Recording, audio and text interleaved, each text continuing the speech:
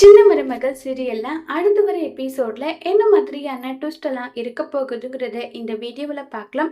ஈஸ்வரி ரொம்ப பயங்கர கோபத்துல இருக்காங்க. அப்ப கரெக்டா அந்த இடத்துக்கு சாவித்ரி வராங்க. சாவித்ரி வந்து என்ன மதுரை, நீங்க நினைச்சதெல்லாம் நடந்துருச்சேன்னு சந்தோஷத்துல இருக்கீங்களான்னு சொல்லி பேசிட்டு இருக்காங்க.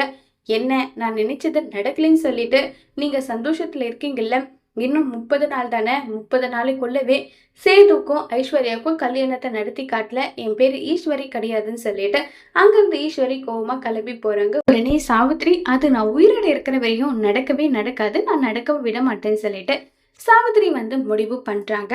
அடுத்ததா நம்ம தமிழ் வந்து மயக்கம் தெரியுது, குழந்தை ஒரே குழந்தை மட்டும்தான் இருக்கு.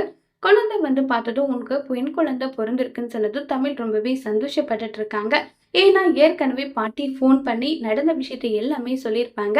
யாருக்கிட்டன்னு பார்த்தீங்கன்னா நம்ம தமிழோட அப்பா அம்மா 2 பேருக்கிட்டுமே, இங்க பாரு, தமிழுக்கு ரெட்டை குழந்தை பிறந்த விஷயம் வந்து தமிழுக்கு தெரியாது, நீங்க யாருமே தமிழ்கிட்ட இந்த விஷயத்த சொல்லக்கூடாது.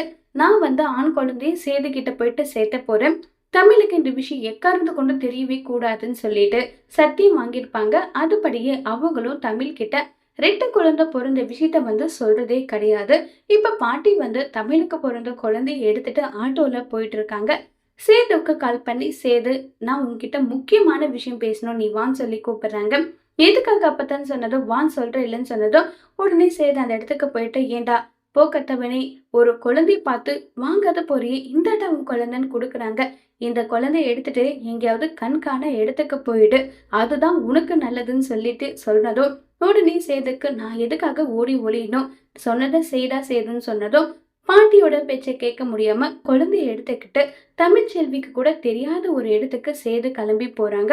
ஒருவேளை தமிழுக்கு ரெட்டை குழந்தை பிறந்த விஷயம் தெரிஞ்சா தமிழ் அந்த குழந்தையை தேடி கண்டுபிடிச்சு சேதுகிட்ட இருந்து பிரிப்பாங்களா, இல்ல தமிழ் அந்த குழந்தைய ஒட்டுமொத்தமா மறக்க போறாங்களா, சேது இப்ப என்ன செய்ய போறாங்கிறத வரப்போற எபிசோட்ல வெயிட் பண்ணி பார்க்கலாம். தேங்க்யூ.